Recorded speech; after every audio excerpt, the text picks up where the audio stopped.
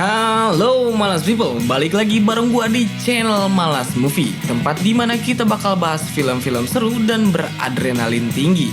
Kali ini kita bakal ngelanjutin kisah kakek-kakek paling hardcore, paling susah mati, dan paling irit ngomong di muka bumi. Siapa lagi kalau bukan Babeh Korpri. Kalau di film sebelumnya dia sibuk nambang emas sambil ngebantai satu kombinasi sendirian cuma modal linggis, di cerita kali ini si kakek sebenarnya cuma pengen pensiun. Jadi nggak usah lama-lama lagi, siapin kopi, cemilan, dan posisi rebahan ternyaman kalian. Mari kita masuk ke alur ceritanya. Nice.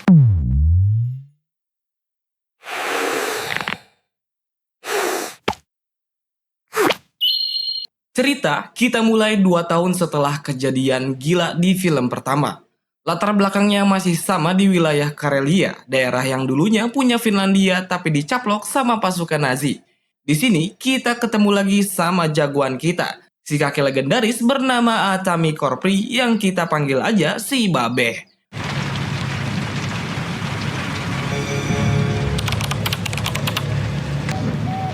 Abah kita yang satu ini sekarang udah tajir melintir gara-gara emas yang dia temuin dulu.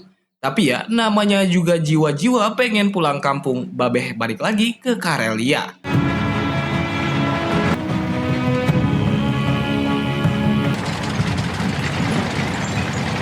Pas sampai di rumah lamanya, suasananya tuh sunyi banget cuy.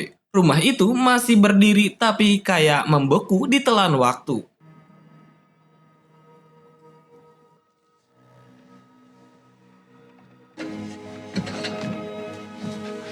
Di dalam, Babeh nemuin foto keluarganya, ada wajah istri dan 2 anak laki-lakinya. Di sini gue beneran ngerasa sedih. Tatapan Babeh itu kosong banget, penuh luka lama yang ternyata belum sembuh soal keluarganya yang tewas dibantai di rumah itu pas perang.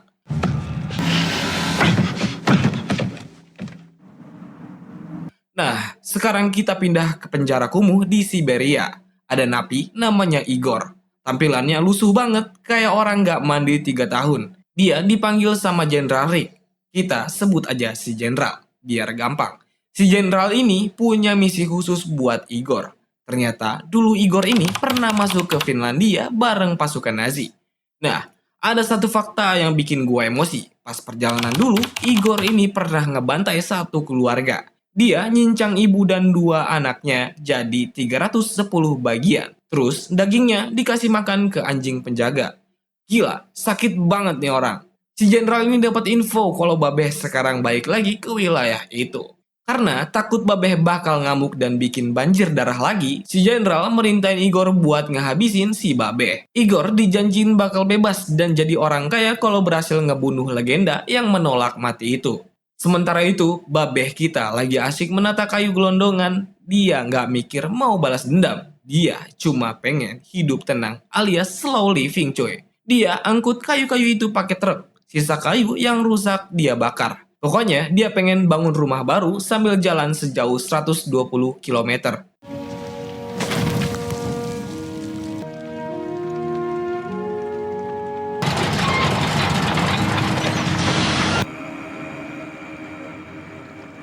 Babeh sesekali ngeliatin foto keluarganya. Kayaknya sih itu satu-satunya alasan dia masih mau napas sampai sekarang. Perjalanan Babeh mendadak berhenti karena dihadang 2 tentara Soviet.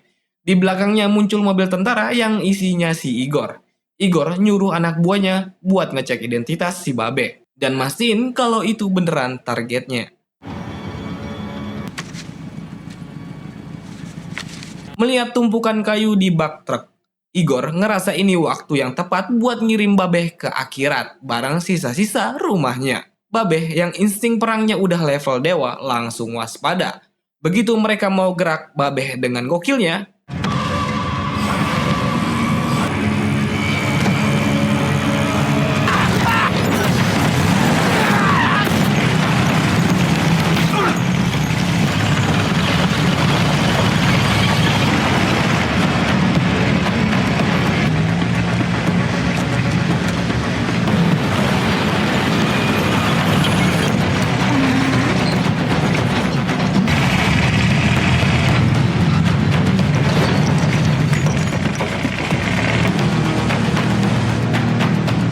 This one is a crafty old motherfucker. tak lama, mobil Babeh mogok. Ternyata itu cuma tipuan. Dia ambil senapan bekas anak buah Igor. Terus dengan santainya maju ke depan sendirian. Igor yang udah pasrah tapi Babeh punya prinsip. Gak bakal nyerang lawan yang gak bersenjata.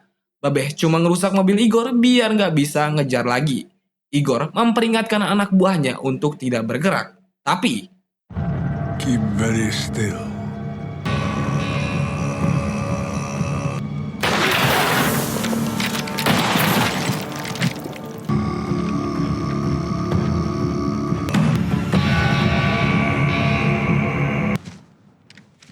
setelah kejadian tersebut, Igor bukannya tobat, malah makin murka. Dia ambil radio, manggil pasukan motor buat ngepung Babeh.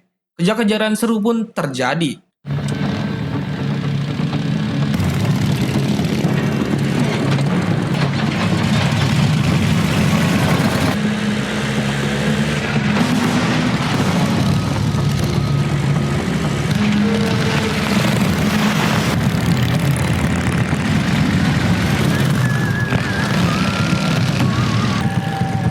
Satu motor nembakin truk Babeh sampai keluar jalur masuk semak-semak. Babeh terluka, tapi gila, dia masih bisa kendaliin truknya. Pas ada prajurit yang mau nembak lagi, Babeh ngelakuin aksi di luar nalar yang bikin para pengendara motor itu mokat satu-satu.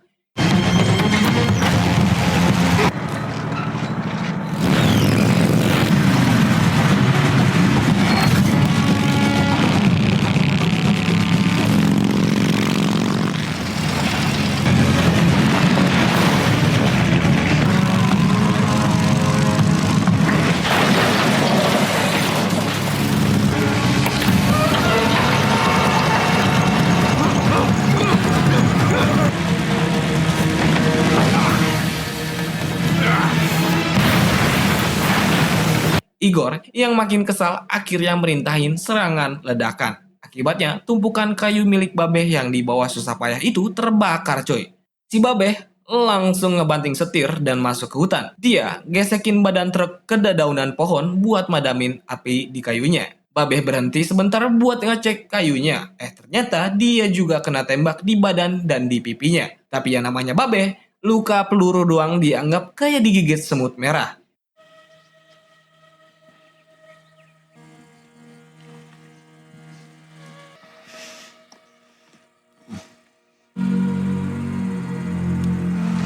Babeh yang lagi istirahat sebentar, tapi tiba-tiba ada pesawat Soviet lewat di atasnya. Babeh langsung masukin anjing kesayangannya ke truk dan tancap gas hingga masuk ke dalam sebuah gudang.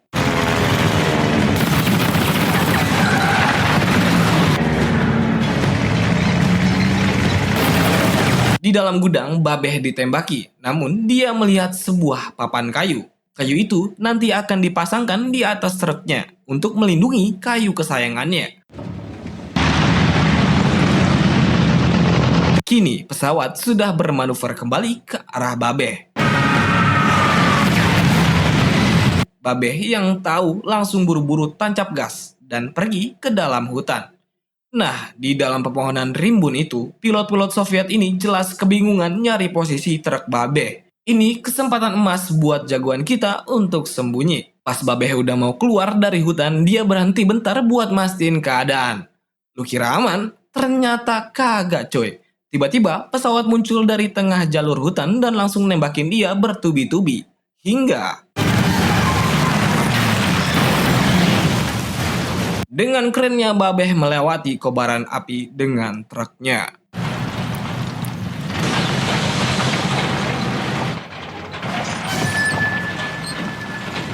Babeh kini sudah berada di luar hutan. Apasnya, tempat itu terlalu terbuka. Namun untungnya, pilot yang mengejarnya kehabisan peluru.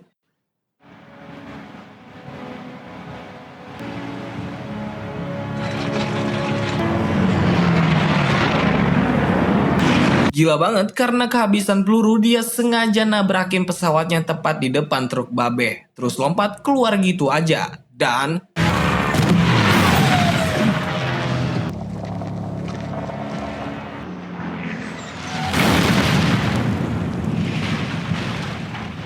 ternyata pilot tersebut jatuh tepat dekat dengan Babeh. Babeh yang emang dasarnya kalem bin cuek malah nggak peduli sama tuh pilot yang lagi kepanikan. Dia malah sibuk muatin lagi kayu-kayunya ke truk. Tapi dengan gobloknya pilot itu nembakin Babeh pakai pistol hingga pelurunya habis. Tapi tak lama, Babeh keganggu pas dengar suara gemuruh yang kenceng banget. Pas nengok ke atas langit, buset, ada pesawat pembom raksasa lagi OTW ke arah dia. Pilot yang tadinya panik malah sekarang ketawa kegirangan. Dia yakin Babeh kali ini bakal jadi pepes. Dan ternyata pilot itu yang bakal jadi pepes coy. Tapi Babeh bukan orang sembarangan. Pas ledakan bom mulai berjatuhan, dia langsung terjun ke dalam air bareng anjingnya. Di dalam air, tensinya makin tinggi coy. Babeh berusaha tetap nafas sambil nyelamatin anjingnya dulu buat keluar ke permukaan. Sialnya, truk beserta seluruh kayu berharganya ikut tenggelam ke dasar air.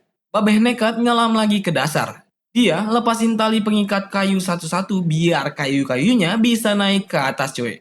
Tapi gara-gara terlalu lama di dalam air, Babeh mulai kehabisan oksigen sampai akhirnya pingsan coy. Gua udah deg-degan banget pas bagian ini. Untungnya takdir masih sayang sama dia. Salah satu batang kayu yang meluncur ke atas malah ngebawa tubuh Babeh dan Babeh ikut naik ke permukaan. Alhamdulillah jagoan kita selamat coy. Kayu-kayu itu pun ikut mengapung. Jadi modal dia buat bikin rakit sederhana. Sorenya, si Igor sampai di lokasi perairan itu bareng pasukannya. Dia dapat laporan kalau truknya ada di dasar air, tapi anehnya nggak ada mayat sama sekali. Kayu-kayunya pun raib. Igor makin naik pitam. Dia berasa lagi main petak umpet sama hantu. Di sisi lain laut, dia sampai di tepian pantai bareng anjingnya dengan selamat. Pas lagi jalan nyisir pantai, si kakek nemu harta karun. Ada satu unit tank yang lagi nangkring di bibir pantai. Wah, ini sih hoki nggak ada obat. Babeh langsung masuk ke dalam dan nemuin sebuah bom. Terus mulai modif tuh tank pakai kayu-kayu miliknya. Dia sudah siap perang lagi.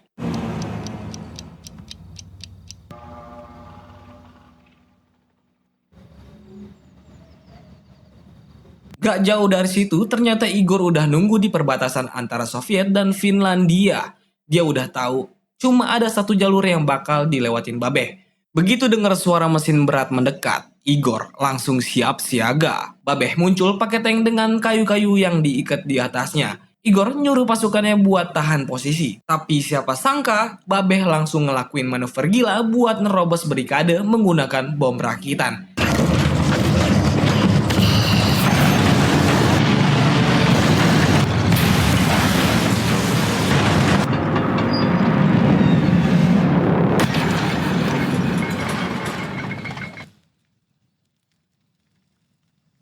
Sayang seribu sayang, kejadian itu membuat Babeh tidak bisa bergerak. Lalu Babeh keluar dengan susah payah.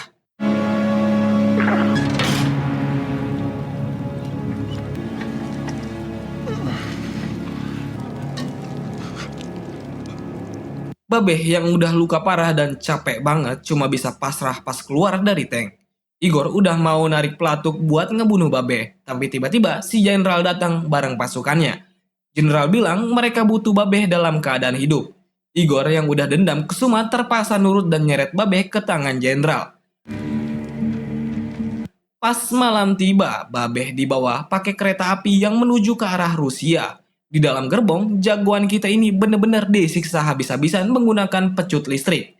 Dia digantung, dipukulin tanpa ampun sampai darahnya mengucur kemana-mana dan jelas lukanya bukan main. Igor yang merasa di atas angin datang nyamperin Babeh yang udah nggak berdaya. Sambil masang muka so asik, Igor mulai cerita kalau sebenarnya dialah yang bikin Babeh jadi legenda Finlandia secara nggak sengaja. Igor ngaku udah ngebunuh ribuan wanita dan anak-anak. Tapi ada satu kejadian yang gak bisa dia lupain. Dulu, pas dia mau ngebunuh seorang ibu dan anaknya, si anak kecil itu sempat nusuk dia sampai matanya hampir buta. Nah, pas Igor lihat jenis kayu yang dibawa Babeh, dia langsung sadar kalau anak kecil yang dia bunuh dulu itu adalah putra kandung Babeh sendiri. Igor malah ngejek Babeh, bilang kalau anaknya itu pemberani banget kayak bapaknya. Terus dia nyeritain detail gimana dia nyincang tubuh istri dan anak Babeh. Jadi ratusan bagian buat kasih makan anjing penjaga. Bangsat, ini Igor bener-bener manusia iblis cuy. Gua yang denger aja langsung pengen nampol mukanya pakai sendal jepit. Bangsat. Lanjut, Babeh yang denger itu langsung bergetar hebat. Amarahnya yang selama ini dipendam langsung meledak di dalam dada. Meskipun mukanya penuh darah, Igor dengan sombongnya bilang kalau Babeh bakal membusuk di penjara Rusia. Terus dia pergi ninggalin ruangan itu gitu aja. Igor nggak tahu aja kalau dia baru aja ngebangunin monster yang paling mengerikan. Babeh yang tadinya digantung kayak jemuran basah sekarang udah nggak peduli lagi sama rasa sakit di sekujur tubuhnya. Pikirannya cuma satu, Igor harus mampus. Pas lagi berusaha ngelepasin tali, ada suara gedebuk yang kedengeran sampai luar. Dua penjaga yang lagi jaga di depan pintu gerbong kereta dengar suara itu. Tapi ya, namanya figuran bego-begonya tuh dipelihara coy. Bukannya langsung masuk bawa pasukan, penjaga pertama ini malah cuma celingak-celinguk gak jelas. Oh, step aside.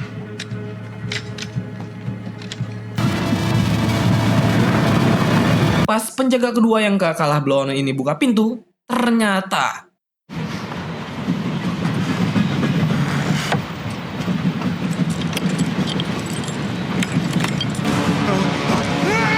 sementara itu di gerbong depan suasananya lagi asik-asiknya. Si Igor lagi makan malam mewah bareng jenderal dan para petinggi lainnya. Si Igor ini udah mulai sombong. Dia ngasih imbalan emas sama duit gara-gara udah nangkep si Babe. Tapi si jenderal ini licin banget kayak belut sawah.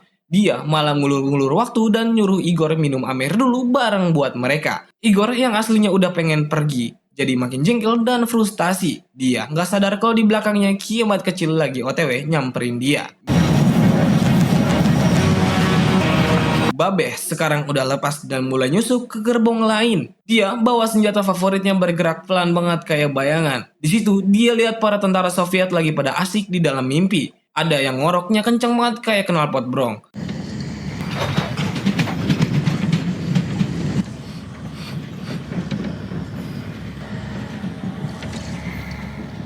Keberuntungan lagi berpihak sama jagoan kita, tapi itu cuma sebentar. Pas ada satu tentara yang kebelet pengen buang hajat, entah mau kencing atau apa, Babeh langsung gercep bikin tuh tentara nggak bakal bisa ngomong lagi selamanya.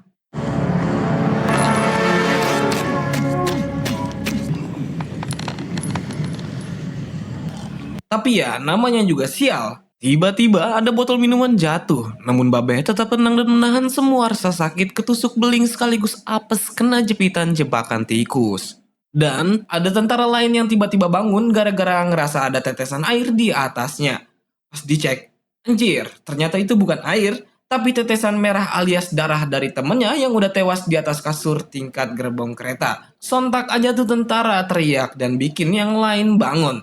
Babeh langsung ambil tindakan tegas, dia ngunci pintu gerbong biar nggak ada yang bisa kabur. Dan setelah pertarungan selesai, Babeh pun pergi ke gerbong selanjutnya. Karena di gerbong selanjutnya tentara udah pada siap, Babeh milih jalur yang lebih ekstrim. Dia manjat ke atas atap kereta. Bayangin, kereta lagi kenceng banget, luka di badan masih basah, tapi si Babeh ini berjalan di atas atap dengan santainya. Namun, apesnya Babeh malah terkena palang kereta yang membuatnya terpental ke gerbang para kroco. Tapi Babeh dengan kecepatan tinggi langsung ngebantai mereka satu persatu dengan brutality tingkat tinggi. Dan beginilah aksinya.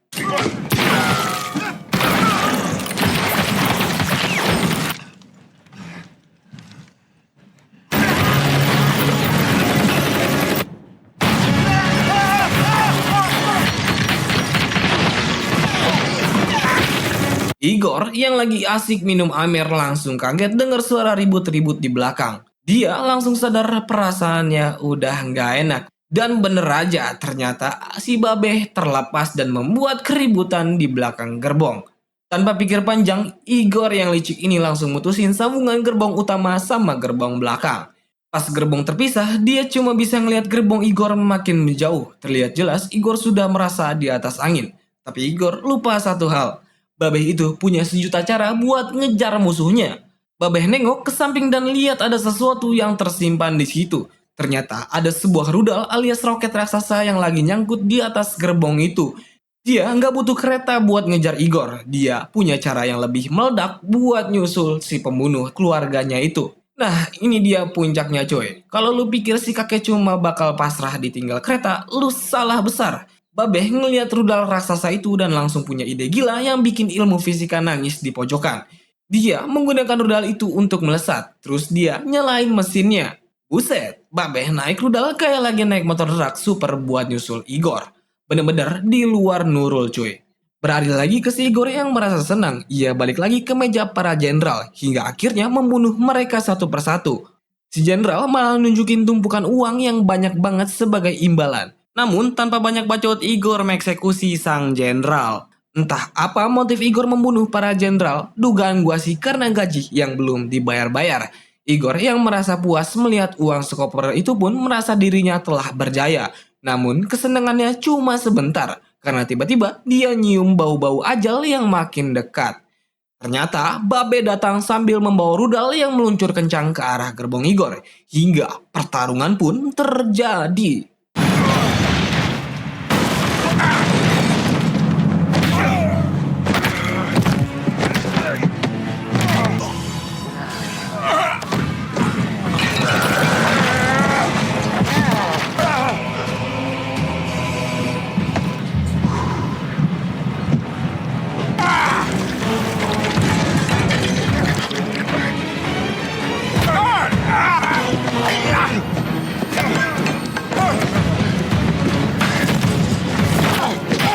Tapi karena tubuh Babeh udah remuk redam habis disiksa, dia kelihatan lemes banget coy.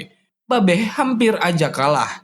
Igor yang sombongnya minta ampun malah ngejek si Babeh. Dia bilang, kalau mau balas dendam harusnya lu bikin ledakan gede, bukannya nyerang kayak orang mau mati gitu. Lalu dengan tubuh yang sudah nggak karuan, Babeh merangkak keluar gerbong. Igor ngelihatnya bingung. Buset, si Babeh ternyata masih kuat. Lalu Igor jalan keluar gerbong dengan penuh percaya diri, merasa dia udah menang segalanya. Tapi Babe cuma diem, dia nggak banyak bacot. Dia cuma ngelepehin skrup yang membuat Igor panik. Igor langsung lari ke dalam gerbong kereta. Rudal itu pun langsung meluncur lepas kendali tepat ke arah muka Igor. Igor sempat ngerasa lega pas rudalnya berhenti tepat di hidungnya dan nggak meledak. Dia pikir dia selamat. Nggak lama kemudian, ledakan dahsyat mengguncang seluruh area itu. Bola api raksasa nelan Igor sebulat-bulatnya sampai jadi debu. Puas banget gua liatnya. Si manusia iblis itu akhirnya mampus dengan cara yang paling deidara. Ledakan adalah seni.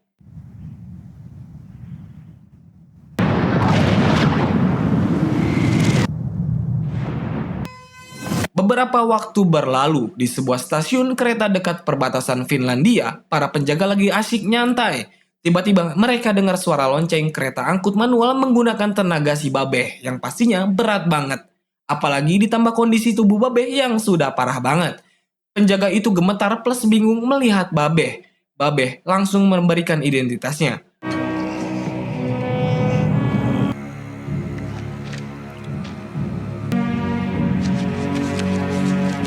Penjaga itu terkejut dan langsung memberikan hormat kepada Babeh yang seorang mantan tentara veteran berpangkat tinggi sekaligus legenda hidup yang ditakuti semua orang. Tapi yang bikin haru, dia masih membawa kayu-kayu miliknya yang penuh perjuangan itu. Singkat cerita, Babeh balik ke tanah kelahirannya. Dia mulai bangun rumah pelan-pelan bareng anjing setianya. Meskipun badannya penuh perban dan jalannya masih pincang, dia tetap semangat. Pas lagi asik nukang, anjingnya ngegonggong. Babeh langsung siaga, ternyata yang datang bukan musuh, tapi warga desa yang mau bantuin dia. Babeh yang biasanya hidup sendirian dan keras banget langsung terdiam. Dia nggak nyangka masih ada orang yang peduli sama dia. Tanpa banyak drama, warga desa bahu-membahu bantuin angkat kayu dan bangun rangka rumahnya. Di sini Babeh beneran terharu sampai matanya berkaca-kaca. Akhirnya rumah itu jadi juga berkat bantuan orang lain. Dan film pun tamat coy.